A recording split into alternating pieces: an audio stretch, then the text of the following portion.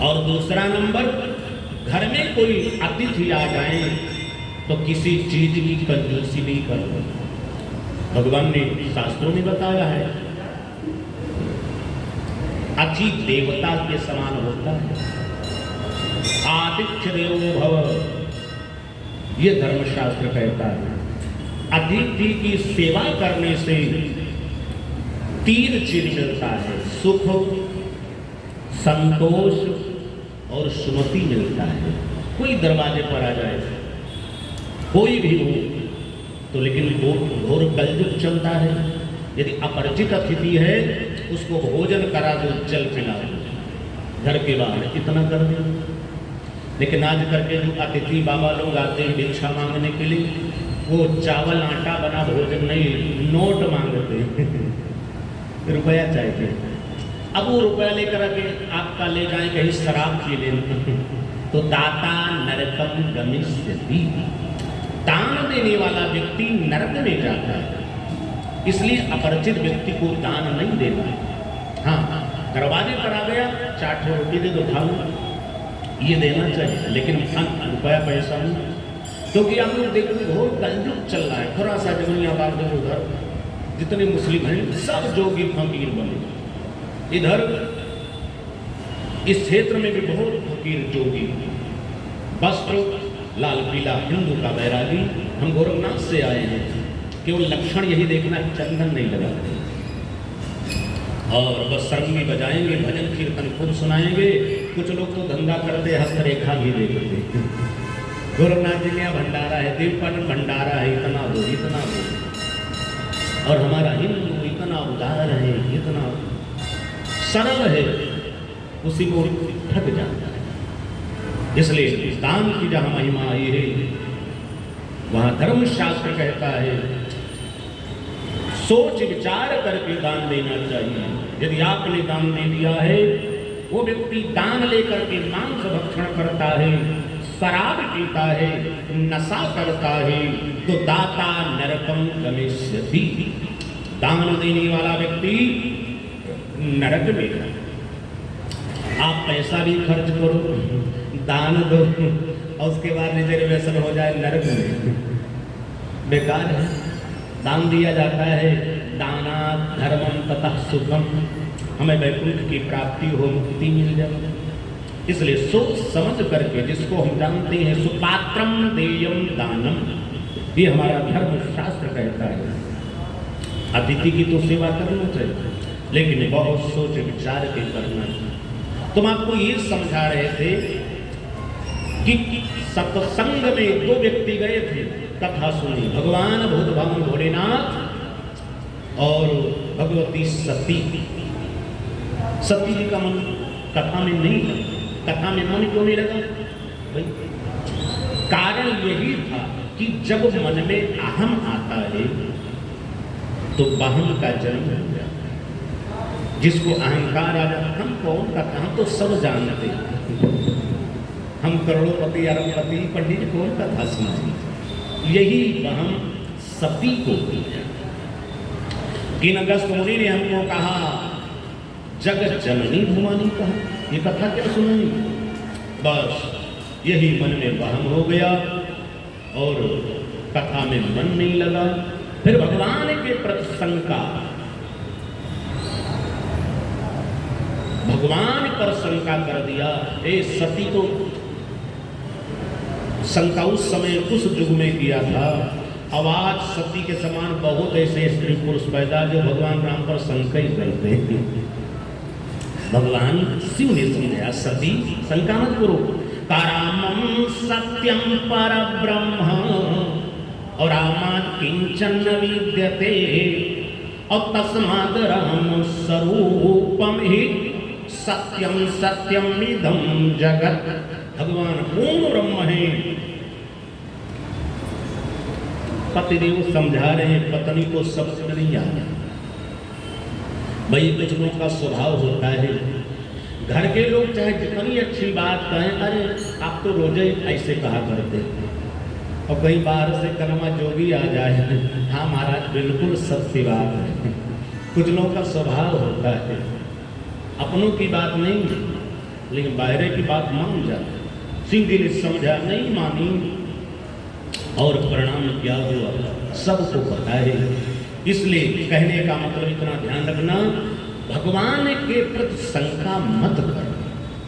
माता पिता, भगवान, गुरु, इनके ऊपर कभी भी शंका नहीं करना चाहिए। पूर्ण विश्वास, जो दृढ़ विश्वास करता है उसके सारे मनोरथ सफल हो जाते हैं। इसलिए कहने का इतना उद्देश्य है, सत्संग में जाओ, कथा में जाओ, अपने अहंता को, वहम को अपने घर में छोड़ देना चाहिए। भगवान के अनन्य भक्त बन के जाओ। सती ने सत्संग भी किया, सिंह जी ने समझाया, भगवान मिले नहीं। अंतिम में क्या हुआ? अस संशय मन भयो अपारा, संशय हो गया। और लिखा है संशयात्मा विनश्यति, जिसके मन में शंका बैठ जाए उसका विनाश होता है। अब वो चाहे मनुष्य हो, चाहे देवता हो, चाहे ऋषि हो, कोई भी हो। इसलिए मन में शंका, यदि शंका हो जाए तो उसका समाधान करवा लो। किसी से, गुरु जी से, पंडित से, पुरोहित से शंका का समाधान करो, नहीं तो संशयात्मा विनश्यति। शिव जी ने बहुत शंका समाधान किया, सती का समाधान ही नहीं हुआ। अब अंतिम में परिणाम हुआ कि अस कही योग अगिल तनुजा। क्या हुआ? सती का शरीर हवन कुंड में, यज्ञशाला में दग्ध हुआ। इसलिए संशय, शंका बड़ी खतरनाक। कुछ लोग बड़े शंकालु होते भाई। हमारे धर्म शास्त्रों में भी आया है कि छालो दुखी होते हैं। कौन है? कायरसी घृणित संतुष्टा और क्रोधिना नित्य संकिता और परभाग्योपजीवी चा खड़ेते नित्य संकिता। जो व्यक्ति शंका करते हैं वो भी दुखी रहते हैं। और यही शंका बताओ, शिव जी साक्षात देव ने, महादेव समझे नहीं माने, शंका किया, परीक्षा लिया, सारी कथा हुई।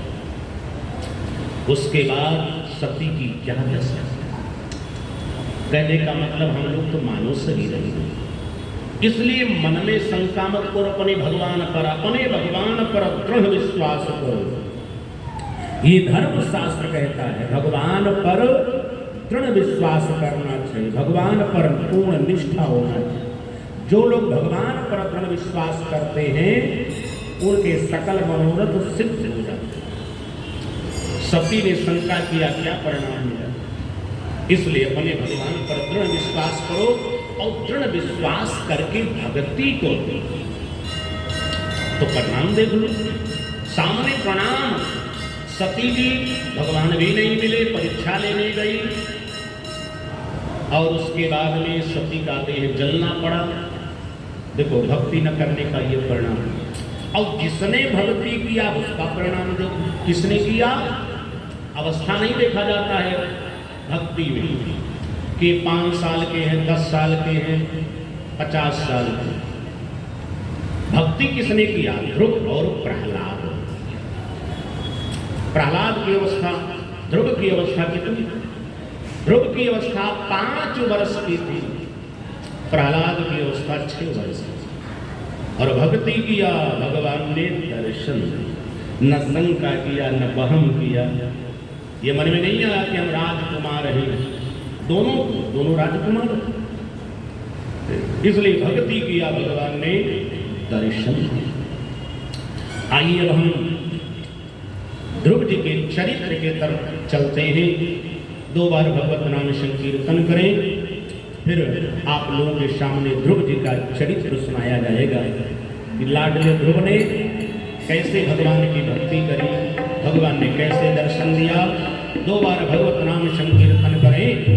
राधा रानी की जय, महारानी की जय, राधा रानी की जय, महारानी की जय, राधा रानी की जय, महारानी की जय, राधा रानी की जय, महारानी की जय, फूल बरसाने वाली की जय जय।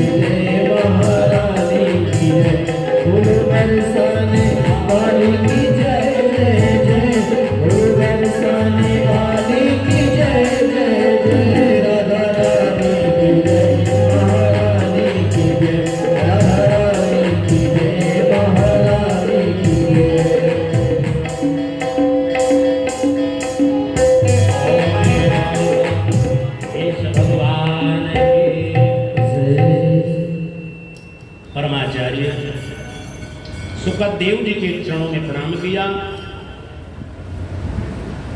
राजा परीक्षित ने प्रश्न किया, गुरुदेव अब हम भक्तराज लाडले ध्रुव का चरित्र सुनना चाहते। जिस ध्रुव ने 5 वर्ष की अवस्था में, विचार करो 5 वर्ष की अवस्था, खेलने खाने और पढ़ने का समय होता है।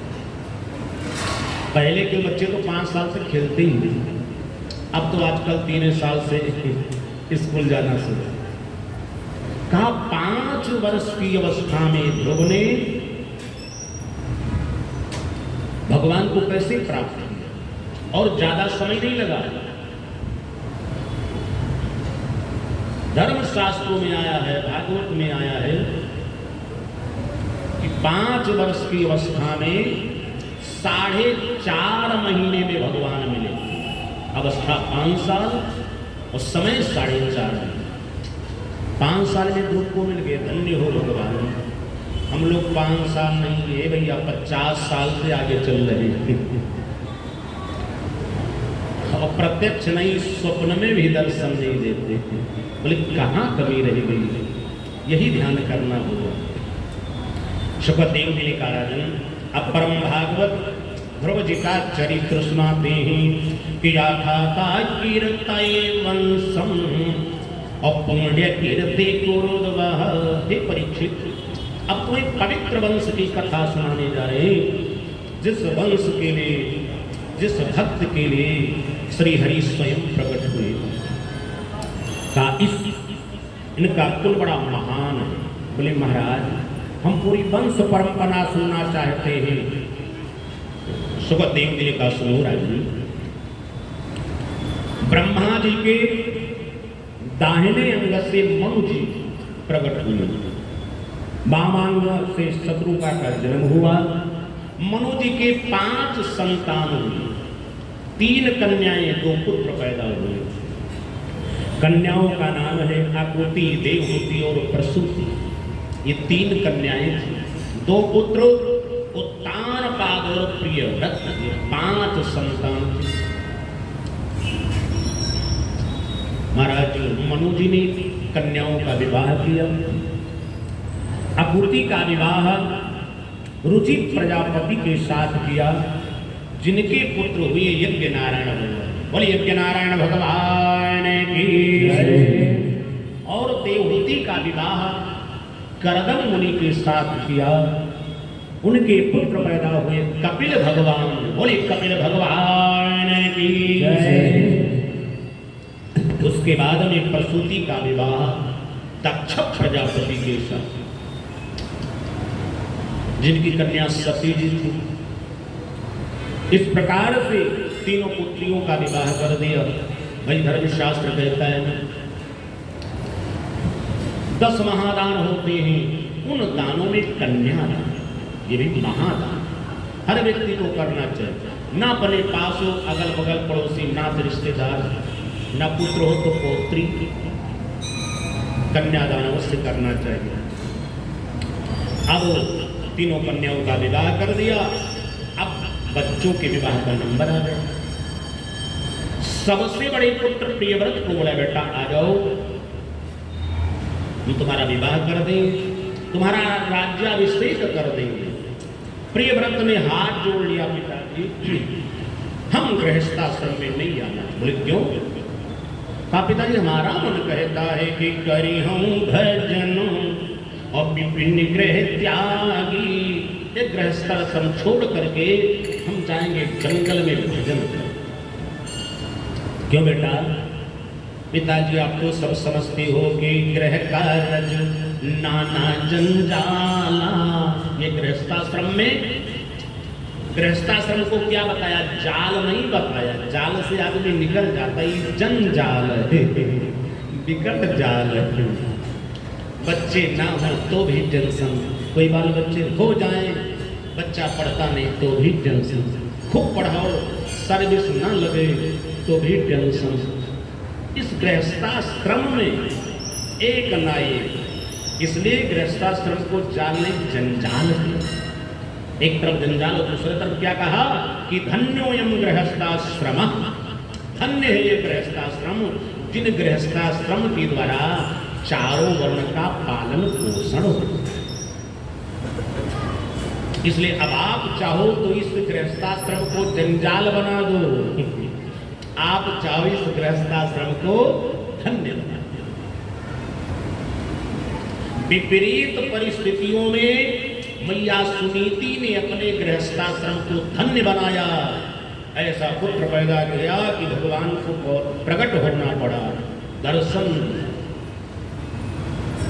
ये गृहस्थाश्रम और एक गृहस्थाश्रम वैसे तो साक्षात भगवान शिव पार्वती है, लीला दिखाने के लिए चरित्र किए, लेकिन एक ऐसा गृहस्थाश्रम देखो कि थोड़ी सी बात पर भगवान पर शंका करके उलझ गए और पूरा परिवार गृहस्थाश्रम बिगड़ गया।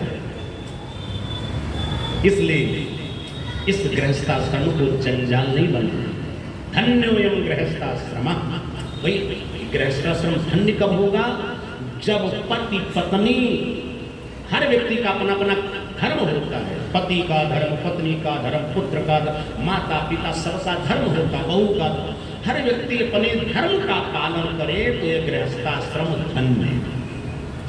और जो परिवार में अपने धर्म का पालन नहीं होता है वही गृहस्थाश्रम जंजाल जनता। यदि सती पति की बात को मान जाती फिर इतना बड़ा जंजाल क्यों बनता, इतना बड़ा क्यों? इसलिए कहने का मतलब धन्योऽयं गृहस्थाश्रम। हर परिस्थितियों में आदमी को संभल के रहना चाहिए, हमेशा दुख नहीं रहता, ये मत गड़बड़ाना। आइए कथा में प्रवेश करते हैं। प्रियव्रत ने मना कर दिया, पिताजी हम भजन करेंगे। मनु जी ने दबाव नहीं दिया, नहीं बेटा तुम शादी करो, ठीक जब समय आएगा तब हो। दूसरे पुत्र को बुलाया और राज्याभिषेक कर दिया। उत्तानपाद का राज्याभिषेक हुआ और जल्दी भगवान का भजन कर दिया। शांत एकांत में भजन, बड़ा आनंद आता।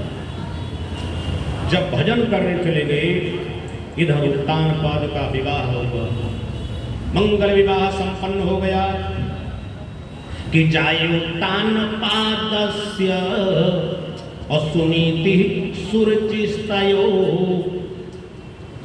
विवाह हुआ, घर में बड़ी रानी सुनीति आई।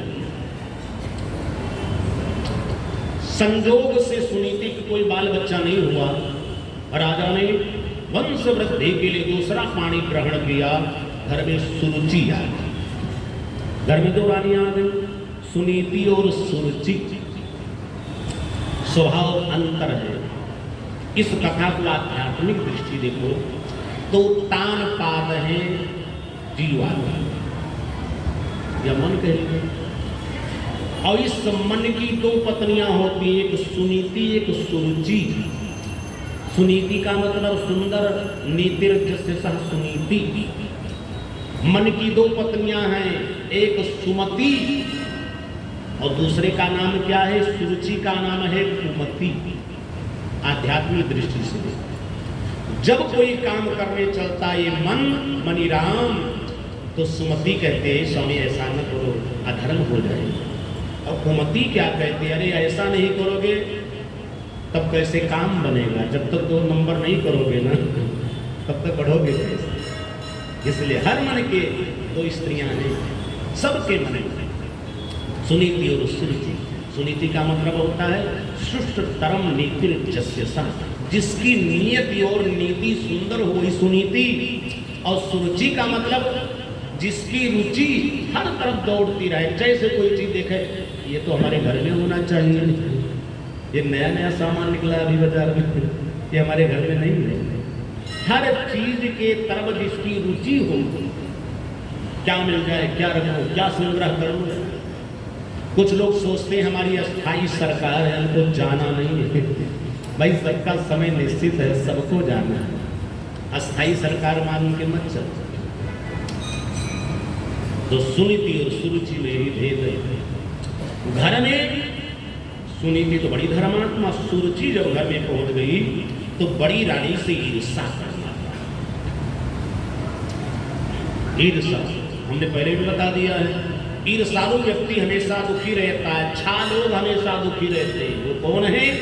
कायेर्षि घृणित्व संतुष्टा और क्रोधिना नित्य संकिता और परभाग्योपजीवीचा खडेते दुख भागिना।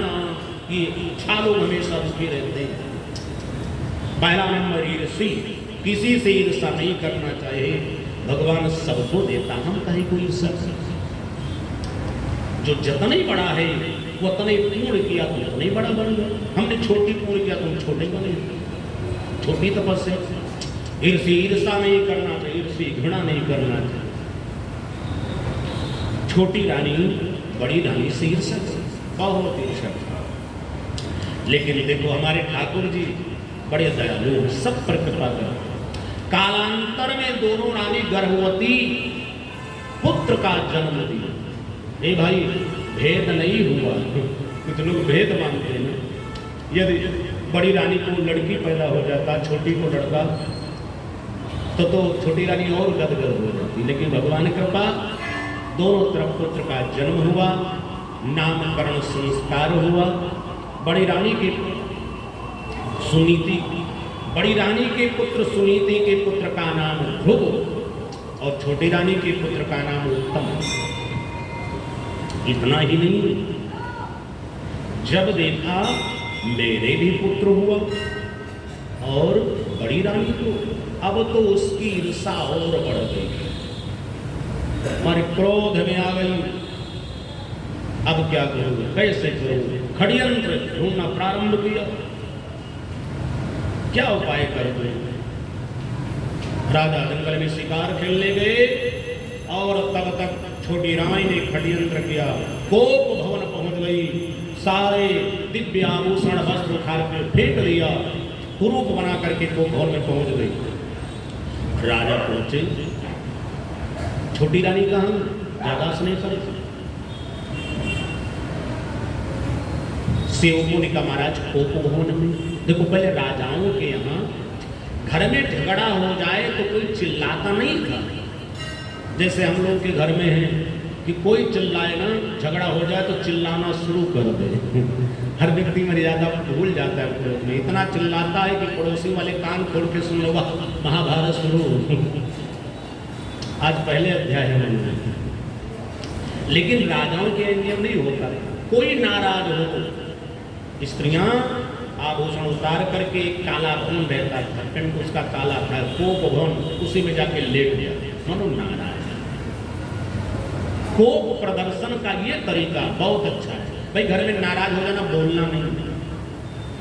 अब कुछ लोग होते ना कि नाराज होते हैं तो भोजन नहीं करते और काम खूब दाब के करते। कोई मूर्ख होते हैं।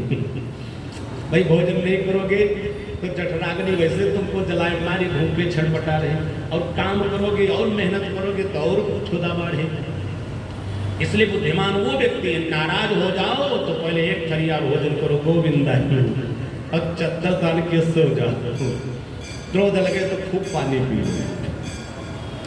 तो और कुछ लोग होते भाई क्रोध में आ जाए, अरे फिर क्या पूछना। एक मास्टर साहब के भागवत बांचने गए थे, तो पानी पीने के लिए कोई भी गिलासा आ जाए तो टेढ़े मेढ़ मिलता था, कटोरी थारी बर्तन। हमने कहा अरे ये लगता है आदम जमाने का गिलासा। कहना ही गुरु जी, ये आपके चेला मास्टर साहब है। जब क्रोध लगता है तो कुछ नहीं, टार्च मिल जाए उसको पूछ देते, बर्तन लोटा थारी, ये तो कहो फूल का बंद हो गया।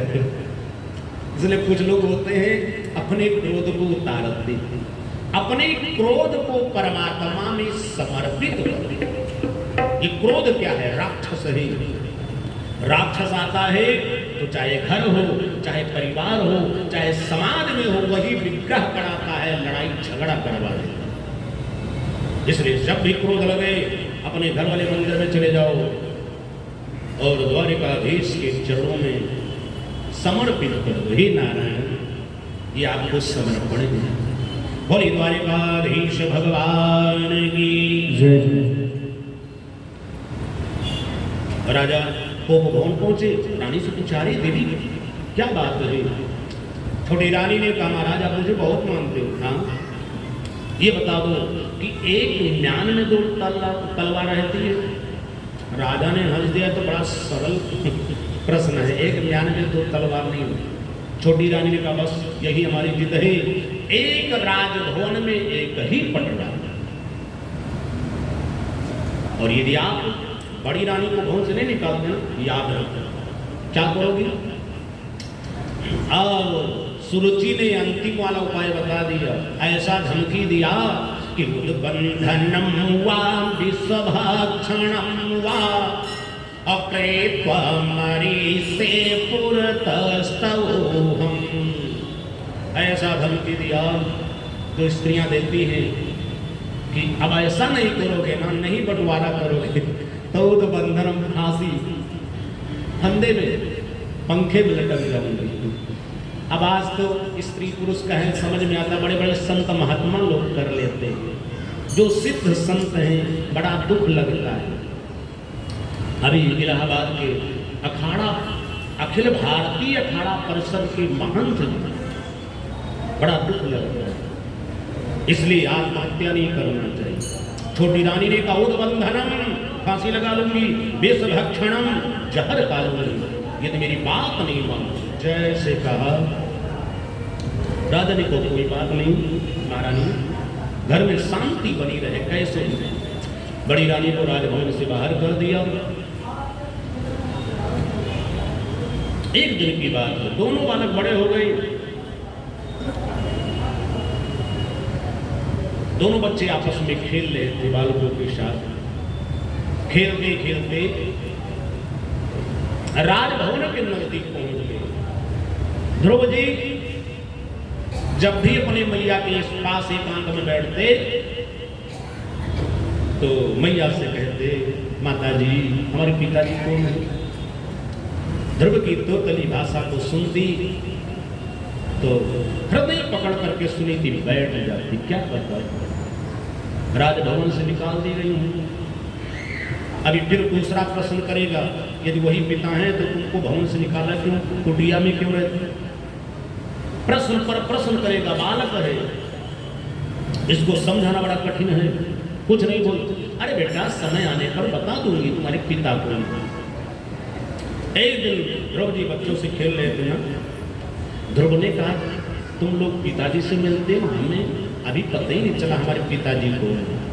बच्चों ने हंसे, अरे भैया ध्रुव, अरे तुम्हें नहीं पता चला?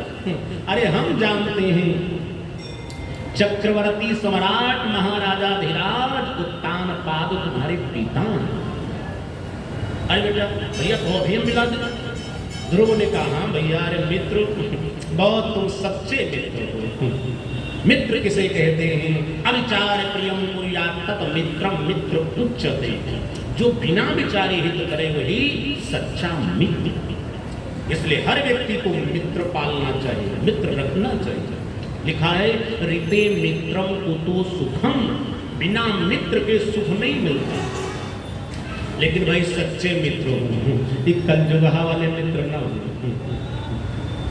कि मूर्ख बनाए तुमको, हर बात में परेशान करो। सच्चे यहां तक मनुष्य को तो मित्रता करनी चाहिए, सबसे मित्रता करनी चाहिए। और कोई मित्र ना मिले तो हमारे द्वारिकाधीश भगवान कृष्ण को मित्र बना लेना। बोली द्वारिकाधीश भगवान की जय। इसलिए मित्रता करनी चाहिए। जितने मित्र बनाओगे सुखी, बिना मित्र के सुख नहीं मिलता। इसलिए पशु पक्षी लोग मित्रता करते हैं। आपका मित्र कोई भी हो, चाहे नेता हो, अधिकारी हो, कर्मचारी, कहीं भी हो, कोई काम लग जाए नेता के पास पहुंच गए, डीएमएसपी के पास पहुंच गए। मित्रता का बड़ा लाभ होता, परिचय का बड़ा लाभ है। हमने कई जगह देखा, कई समस्या में मित्र हैं आपके वहां पर। छोटी उदाहरण देख लो, चेकिंग लगा है, फोन आया गुरुजी, अच्छा ठीक है, परिचित है सर, फोन, हाँ जाओ ये। तो ऐसे मित्रता का बड़ा लाभ मिलता है। सबको मित्र बनाना चाहिए। पशु पक्षी भी मित्रता करते हैं। ऋते मित्रम कुतो सुखम, बिना मित्र तक सुख कहां। एक बाज था, उसके 3 मित्र थे, बगुला, कछुआ और सिंह। ये तीनों उसके मित्र थे। एक बार शिकारी जंगल में गया, शिकार नहीं मिला। वृक्ष पर देखा कि बाज का घोंसला है, घोंसले में 2 बच्चे हैं। अब कुछ नहीं मिला, चलो इन बच्चों को भूज करके खा ले। पेड़ के नीचे लकड़ी जलाया। एक ने कहा हम चढ़े जा रहे हैं, कुछ लकड़ी, बिल्कुल अग्नि तैयार करो। अग्नि तैयार किया। अब चढ़ने का समय था। बाज घबरा गया, समझ गया मेरे बच्चे नहीं बचेंगे, खानदान सा। अपने मित्र बगुला को बोला, मित्र मदद करो विपत्ति में। मित्र हम मदद कर सकते हैं, भले 1 घंटा करेंगे, इससे आगे हमारा पावर नहीं। कैसे करोगे? बगल में तालाब था। बगुला गया, डुबकी लगाया, अपने पंख को भिगो करके आया। जहां अग्नि जला रहे थे ऊपर वाले डाल पर बैठ करके पखना फड़फड़ाया, ऊपर से पानी गिरा, अग्नि बुझ गई। दोनों शिकारियों ने ऊपर देखा, अरे ये बिना बादल के बाद ये बगुला बहुत महादुष्ट है। अग्नि बुझ गई, अब क्या किया जाए? एक शिकारी ने कहा भैया अब तो प्राण निकल जाएंगे। बोले तब चलो बगल में तालाब है, पानी पी ले। पानी पीने के लिए चले गए। बगुला ने कहा अब हम कुछ नहीं कर सकते। बाद में कछुआ को बुलाया, मित्र मदद करो। उसने कहा 1 घंटा मदद कर सकते। ठीक ठीक ठीक। जब शिकारी पानी पीने गए, कछुआ पानी के बाहर निकल आया। एक शिकारी, यार बड़ा आसान है, इसी को पकड़ो और ले चलो पेड़ के बाहर, अग्नि जलाओ, वही भूजेंगे खाएंगे। जैसे पकड़ने गए पानी में कूद जाते। एक हाथ बचे तब तक बैठा रहे। ऐसे आधा घंटा बिता दिया। कछुआ ने कहा अब तुम नहीं बच सकते भैया, बाज कोई उपाय। बाज भाग करके अपने मित्र